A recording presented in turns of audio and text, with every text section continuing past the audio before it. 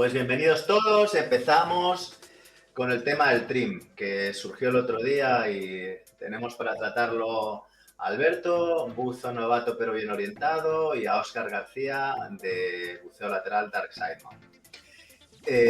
Yo empezaría, no sé, primero preguntarle a Alberto su noción de lo que es el trim y la importancia y todas esas cosas, y luego pues un poco confrontamos con la opinión de Óscar. Cuéntanos, Alberto, ¿qué es para ti el trim? ¿Te dieron mucha lata en tus cursos de fundamentals con el trim? Pues sí, claro, me dieron mucha. Entonces yo diría así en una frase que es tu posición bajo el agua con respecto a la horizontal. Y vale, y si tienes que avanzar por una chimenea vertical, ¿cómo es eso del trim? Claro, el trim hay que adaptarlo a la situación. O sea que Vale. no siempre el trim correcto es un trim horizontal. Si va a ser una chimenea vertical en el que ponerte en horizontal hace que te choques, pues claramente no es el trim correcto. Entonces rectifico, el trim es la posición adecuada bajo el agua, que puede variar en función de la... Vale, me vale, ¿no? Nos vale, Óscar, es la posición adecuada. Otra cosa es, vamos a ver lo que es adecuado. Por eso hay trim 1, trim 0, trim 10, trim 15... Bueno, yo voy a empezar contándote... Perdona que te interrumpa. De hecho, me imagino que sabéis de dónde viene la palabra, ¿no? Viene de la posición en que se ponen los barcos, el motor. Eso es el trim. Sí, el trimado, ¿no? Bueno, es otro... El trimado del barco. El que más habló del trim fue un instructor cuyo nombre vamos a omitir por la barbaridad que voy a decir a continuación, que decía que el buzo debe penetrar la columna de agua como una metida en un taco de mantequilla. Esa era la definición. Es decir, el trim está muy relacionado con la flotabilidad. La flotabilidad es un concepto que todo el mundo tiene claro, pero no, la gente no lo tiene nada claro en la práctica. Y te voy a contar. Tú has empezado a bucear recientemente de una forma medio correcta. Pero si hablamos con un buzo recreativo, nos describirá su inmersión como: fuimos a una zona de rocas y vimos un mero. Luego fuimos nadando a una zona que había unas terrazas y vimos una morena. Luego fuimos nadando hasta una zona que había unos restos hundidos, etcétera. Bien, si tú filmas esa inmersión es así, para que se me vea. El tío se posa y ve el mero. Va nadando, bueno, tengo las aletas en el otro lado, pero va nadando y se posa como una mosca y ve a la morena. Y vuelve a nadar hasta que llega a la zona donde está. Es decir, realmente supone un esfuerzo físico el desplazarse de una zona a otra. ¿Por qué? Porque está acostumbrado a ir con una flotabilidad negativa, con lo cual tiene que generar un par de fuerzas entre la flotabilidad que le hunde y su necesidad de avanzar horizontalmente. Y eso genera una diagonal que es en la que aletea. Cuando deja de aletear, se hunde irremisiblemente. Es decir, lo primero que tienes que hacer para corregir el trim y que este señor se mueva horizontalmente en la columna de agua es que este señor tenga la flotabilidad correcta. Y mucha gente que cree que tiene la flotabilidad correcta, cuando les metes en una piscina, descubren que se hunden, sobre todo si es una piscina sin aletas. Entonces, por eso nos faltaba un participante con experiencia en piscina que iba a darnos una visión, yo creo que muy buena. La mayoría de la gente, como no ha oído hablar del trim, pero sí de la flotabilidad, entiende que es una cuestión de, bueno, no, si yo voy neutro. No, tú vas neutro no, porque tú en el momento que dejes de hacer así te hundes. Entonces, perdona, Igor, no podemos hablar del trim. Claro, no podemos hablar del trim sin hablar de una flotabilidad correcta. Y esa flotabilidad correcta tiene una doble versión, que es estática y dinámica. La mayoría de la gente, cuando le hablas de flotabilidad o de trim, te dicen que tienen una buena flotabilidad desde un aspecto dinámico. No, porque yo la verdad es que me he movido de la morena a los restos y de los restos a no sé dónde, ¿no? No es cierto. Y eso se traduce en que como van haciendo así, enseguida se cansan, enseguida se sofocan y el consumo es enorme. Cuando tienes al tío perfectamente trimado, puede avanzar aleteando mínimamente y con unas pulsaciones adecuadas. Entonces, lo que tampoco te cuentan es, te dicen, bueno, tú tienes que tener un trim horizontal, te lo medimos, te firmamos en vídeo, pero ¿y qué incidencia puede tener eso en la descompresión? Es decir, ¿por qué es tan importante? Pues en la descompresión realmente tú estás respirando, estás generando, estás sometido, mejor dicho, a un diferencial de presión que está entre la zona más alta de tus pulmones y la zona más baja. Y en ese diferencial de presión vas a absorber gases inertes y los vas a soltar. Entonces, ¿es distinta la descompresión de un señor que está así y de un señor que está así? ¿Tú qué opinas, Óscar? Cuéntanos algo. Es distinta la necesidad descompresiva, perdona que lo he dicho mal, la necesidad descompresiva o la carga de gases inertes de un señor que bucea así, de un señor que bucea así. Ya vamos a olvidarnos de que este está haciendo más esfuerzo, es decir, en realidad no tiene una relación directa con el esfuerzo, pero... Y si tenemos que subir por una chimenea vertical o si tenemos que ascender, Alberto, desde 50 metros hasta cero, ¿va a ser más seguro hacerlo así, agarrado al cabo del ancla, o hacerlo horizontal? Que es otra cuestión. Es otra cuestión que ignora la mayoría de los buzos recreativos. Están todos ahí agarrados, esperando el autobús y bueno, y van ascendiendo. Y no son conscientes de que si se pusieran horizontalmente estarían mejor, porque si no, los gases inertes que circulan por sus pies están en un diferencial de presión de 1,5 metros con respecto a los que salen por los pulmones. Entonces, esto va a influir en muchas cosas.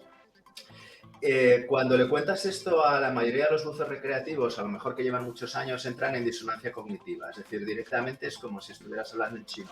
No se enteran de nada porque no se quieren enterar de nada. Que es un problema. Cuando hablabas el otro día, cuando te presentabas, no eres consciente de la suerte que tienes. ¿Por qué? Porque el problema que tienes con el DIR o con GWE inicialmente es que necesitas deconstruir al buzo. Es decir, es mejor, esto a mí me lo han dicho muchos instructores leyenda, a nivel leyenda en GWE. Decían, yo prefiero un alumno que no sepa y contarle cómo tiene que hacer las cosas que no un alumno que lleve haciendo las cosas mal 20 años, ¿no? Entonces, forma también parte del problema. Si estamos hablando del trim, mucha gente que verá este vídeo dirá, estos tíos están locos, eso es para quedar bien, eso es para tal y eso es para cual. Con lo cual, ¿tenemos o no? Yo creo, ¿tenemos resuelta la flotabilidad con lo que hemos hablado, Alberto? ¿Lo tenemos claro? ¿Nos hemos dejado algo? ¿Algo que añadir? No lo sé, me pillas. ¿Varía la flotabilidad al respirar? Sí. Sí varía. Entonces, yo me meto en una piscina para tarar mi flotabilidad. Y como estoy muy atento, probablemente retenga gas. Probablemente incluso sea positivo. Y quizás... ¿Cómo lo haríamos? ¿Cómo lo haces tú? ¿Cómo te han enseñado?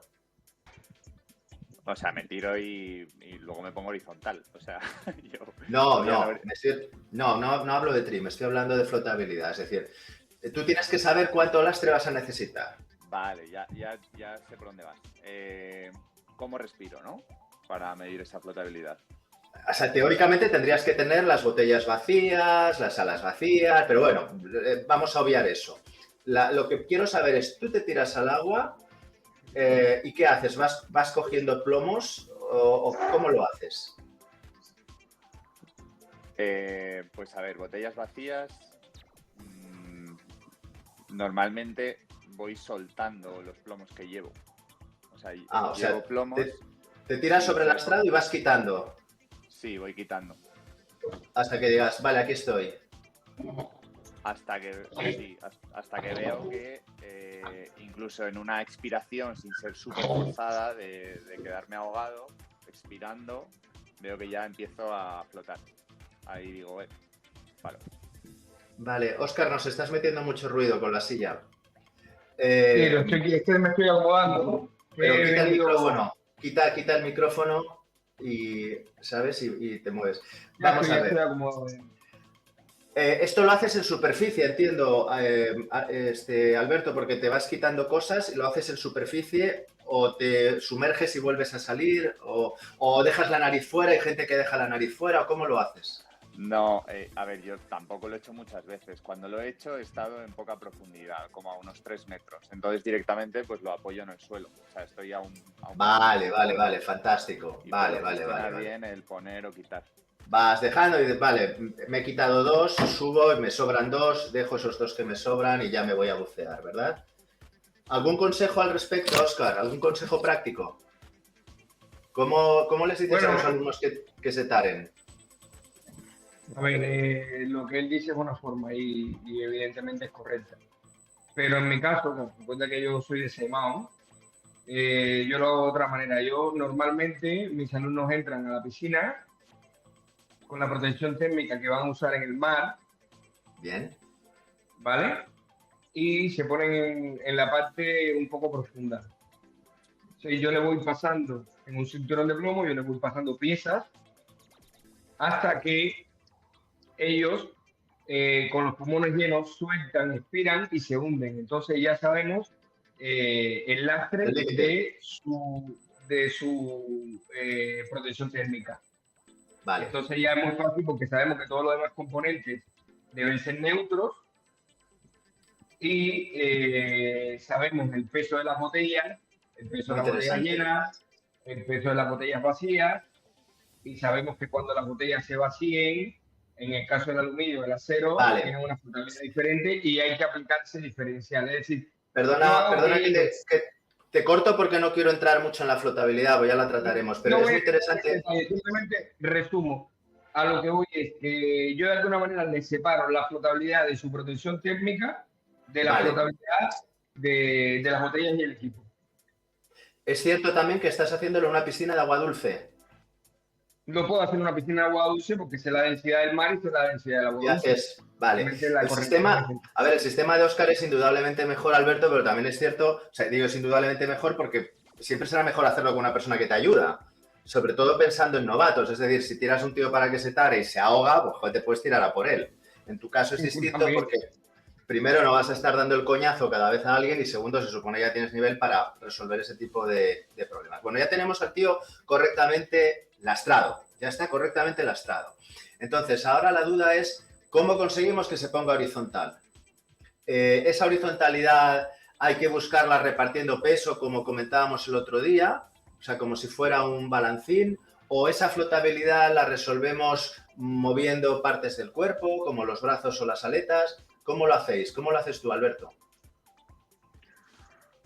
Pues aquí entramos en... Pues a ver, lo que me... Con monobotella, ¿vale? El primer punto que cambio es la posición de la botella con respecto a las cinchas.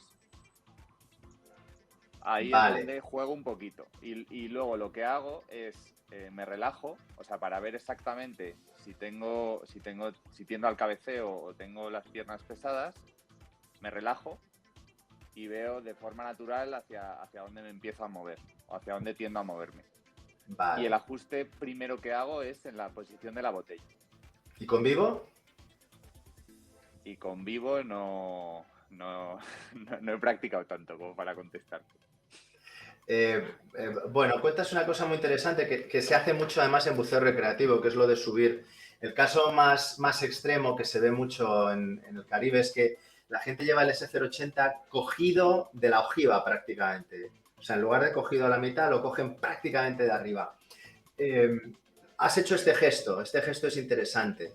Es decir, un poco lo que has contado, sobre todo hablando de monobotella, es que da la sensación de que lo que intentas evitar es, la pregunta es, si cuando estás así te pego un tiro, ¿te quedarías perfectamente trimado o tenderías a quedarte vertical? Si el reparto de peso es correcto, me quedaría horizontal. Te quedarías horizontal. Vale, eso es lo que buscamos porque si tú necesitas ir haciendo un esfuerzo adicional, es decir, indudablemente ir con los brazos recogidos, relajados, te cuesta menos esfuerzo que llevar los brazos estirados, sobre todo si aquí llevas una cámara y aquí llevas un carrete. Es decir, aunque sean casi neutros, no lo son, desde luego el carrete no lo es. Entonces, siempre supone más esfuerzo llevarlo adelantado que llevarlo retrasado. Y siempre, desde luego, cuando estás horizontal, todo lo que lleves colgando debajo de ti te va a costar menos esfuerzo si la única carga muscular que tienes que hacer es la del agarre, que si además tienes que levantar y tirar de hombros. Que eso además puede tener incidencia descompresiva. Pero bueno, es interesante lo que cuentas, es interesante. ¿Qué opinas, Óscar? A ver, Óscar yo creo que es un participante de lujo porque Óscar, aunque puede mover las botellas, él parte de la base de que las botellas son neutras. Entonces, da igual donde las coloques. ¿Correcto, Óscar? Totalmente correcto. Entonces, Yo lo ¿llevas veo... lastre escondido dentro del traje o cómo lo haces? Bueno, os cuento un poco. Lo primero, recuerda que, bueno, recuerdo, siempre lo digo, en el Seimao afinamos el lastre de otra manera porque nosotros no estamos obligados a llevar las botellas en la espalda que ya tiene una incidencia en el lastrado y en el tren. Entonces, como nosotros llevamos las botellas en los laterales, la posición del cuerpo suele quedar un poco más correcta. Pero ¿cómo se hace? Normalmente yo suelo lastrar a mis alumnos en el centro de gravedad, ¿vale? Y lo Vale, otro, ¿dónde está ese centro de bastón gravedad? Cuéntanos dónde está el centro de gravedad de tus alumnos. en la espalda baja llegando al culo. Llegando justo donde llevan los cinturones de lastre, ¿no? Un poquito más abajo.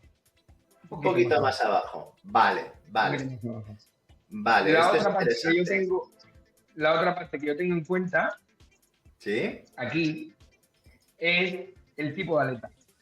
Es decir, Ah. todas las personas depende de su capacidad muscular, de su masa muscular, de su IMC, llevan un tipo de aleta u otra. Hay gente que tiene los huesos más pesados. Entonces, si yo veo a una persona que está muy musculado en las piernas, pues le suelo recomendar una aleta ligera neutra. Y si veo que es una persona que tiene menos músculo en las piernas, pero tiene mucha caja torácica, pues le suelo recomendar una aleta más pesada. Lo que intento evitar es exactamente lo que tú comentabas antes. Intento evitar que la gente tenga una postura forzada, sino que de manera natural él esté cómodo. Aunque sí pequeños detalles de corrección pueden ser con los brazos. Es decir, como en el Seimao, pasamos por agujeros muy estrechos, o subimos por chimeneas, o estamos de cabeza, pues el mover un poco los brazos hacia adelante o hacia atrás para hacer de balancín, sí que en mi caso importa. Pero partiendo de una base que sí que tienes las aletas adecuadas, depende de tu fisionomía, este esfuerzo será puntual en algunos momentos puntuales. ¿Qué es eso de las aletas que has comentado? ¿Qué es eso de las aletas, que hay aletas pesadas y ligeras? Cuéntanos, ¿qué es eso de las aletas? Bueno, hay varios tipos de aletas en el mercado. Hay aletas pesadas, aletas ligeras y aletas neutras. Normalmente, en mi tiempo de buceador de bibotella, sabíamos que un vivo de culo redondo, así que tiene bien distribuido todo el acero, el peso del vivo está en la parte frontal, en la crifería más los reguladores. Entonces hay una aleta pesada, equilibra el conjunto para estar horizontal. Ahora, con la nueva tendencia de los vivos cóncavos, planos, que tienen mucho más material en la zona del culo, ya hay un peso en esa zona, con lo cual si usas aletas muy pesadas, pues tienes que forzar la postura para poder estar horizontal porque te caen de los pies. A ver, llevamos 20 minutos, nos estamos metiendo ya en los cóncavos. Tienes detrás 4 modelos de aletas. Cuéntame cuáles son las ligeras y cuáles son las pesadas por el color. Pues en ese caso,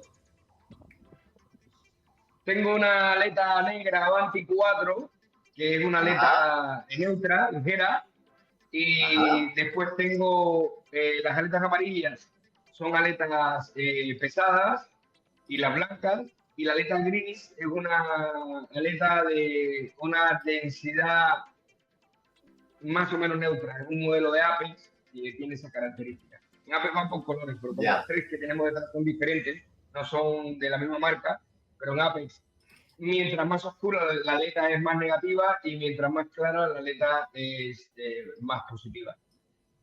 ¿Vale? ¿Y qué tiene que ver que use unas aletas u otras el buzo? Uno, ¿Tú si qué voy en opinas, vivo, Alberto? Deja que nos lo cuente Alberto. Alberto, Vale. ¿cuántas aletas has probado tú últimamente? En los últimos 4 años, por ejemplo. Pues no sé, 2 o 3 modelos, la verdad, no muchos. ¿Y qué diferencias había? Cuéntanos. La negatividad. He ido de menos negativas a más negativas. Sí, pero ¿eso tenía alguna influencia en el trim, que es de lo que hablamos ahora? Sí, o sea, mi problema actual es que cuando cojo mis aletas configuradas para bibotella, traje seco, etcétera, y me pongo en un monobotella en aguas templadas, pues las piernas, vamos, se me hunden como un ancla. Se te hunde, con lo cual acabas en caballito de mar, ¿no? Sí. Acabas en caballito de mar, nadando así, claro, bien. No, muevo la botella, muevo la botella. Mueves la botella. ¿No se te ha ocurrido estirar los Y voy brazos? plano. Sí, también, pero hay un límite. Hay un ¿qué límite, moroso me ¿no? va? A ver, es una pena mover el porque... lastre, o mover el lastre también, podrías mover el lastre para Ey, que cuando tú pongas la letra, no podrías estoy mover el lastre. consiguiendo, estoy intentando subir un vídeo que Ahora. siempre se ve en un vídeo mejor que en... Vamos a dejarlo, llevamos muchos minutos para el siguiente, pero yo creo que lo que tenemos que resolver la semana siguiente es, si te vas de cabeza, ¿qué pasa si estiras las piernas con unas aletas pesadas? Y si te vas para atrás, ves que vas en plan de caballito de mar, ¿qué pasa si doblas las rodillas y acercas las aletas al centro de gravedad? Sobre todo cuando hablamos de unas aletas pesadas. Bueno, si son unas aletas ligeras, salvo que el tío esté muy cachas de pierna, el músculo no va a tener una densidad significativamente mayor que el agua de mar. Es decir, lo más probable es que ese músculo incluso esté en una densidad casi neutra. Con lo cual, por muy cachas que esté, si el señor lleva unas aletas ligeras, el hecho de acercar o no las aletas, o sea, estoy hablando de estirar las piernas o recogerlas, va a tener poca influencia en ese balancín, ¿no? Si nosotros el eje del balancín lo tenemos en el centro de gravedad, que decía un poquito cerca del culo, que decía Oscar, si ponemos aquí unas aletas pesadas sí que vamos a conseguir este efecto. Si esas aletas las acercamos y las alejamos al centro de gravedad, estirando y doblando las piernas, van a pasar muchas cosas. Yo, la verdad es que creo que hemos tratado muchos temas. Creo que quien no esté familiarizado con el concepto probablemente esté ahora mismo abrumado. Tendrá que ir a sus amigos a preguntarles para que les diga nada, ni caso, pon estas aletas o compra esta marca o algo parecido. Y a lo mejor no sé qué opináis, lo tenemos que seguir tratando en otra ocasión. Prometo intentar meter dibujitos y cosas de esas. ¿Cómo lo veis? Algo que Hombre, a mí me parece concluir para que no... interesante porque a mí me parece interesante porque realmente el desconocimiento de qué tipo de aleta y de cómo influencia la aleta en el trim es un detalle importante porque te evita sobrecarga de tareas, te evita estar en una postura incómoda durante el buceo, te evita dejar de disfrutar. Sí, yo creo que esta aportación de este tema es muy interesante para la gente que no sabe de esto, que ha tenido su curso Open Water, que no digo que haya sido incorrecto, pero barajamos los tiempos que duran los cursos ahora y los instructores Sí, no tienen mucho a ver, tiempo de detallar el es que realmente yo creo que el mundo no está en hablar de cambiar, cómo escalar los cambios de mezclas cuando vienes de... Yo creo que donde de verdad está el meollo es en esto. Esto es el meollo. Es decir, si no resuelves el trim, no vas a poder bucear confortable en la vida. O sea, no es una cuestión de comprarse un rebreather y 3 torpedos, es un problema de tener claro lo que es el trim y tener claro por qué es necesario ir horizontal, en qué casos es necesario ir horizontal. Pero bueno, ya estamos en 27 minutos. Alberto, una despedida, algo que nos quieras contar. Que sí, hay que formarse porque para no acabar comprando 2, 3, 4 veces o más. Claro, sí, no, las tiendas están encantadas de esto. Y acabo de empezar. Bueno, usa el foro del mercadillo, del chat del mercadillo de buceo técnico. Bueno, chicos, pues muchas gracias. Dime. De todas formas, corroborando lo que decía Alberto, ya no es cuestión de comprar 2 o 3 veces más, sino haciendo buceo técnico, que ya sé que es crítico, pues yo pienso que los muertos no compran material de buceo, así que las tiendas deberían preocuparse porque compraran... Bueno, ahora lo que ha dicho. Bueno, Claro, a los sí. que nos seguís, no olvidéis suscribiros y pervitaminaros y mineralizaros. Venga, un abrazo a todos. Chao, un abrazo. Chao.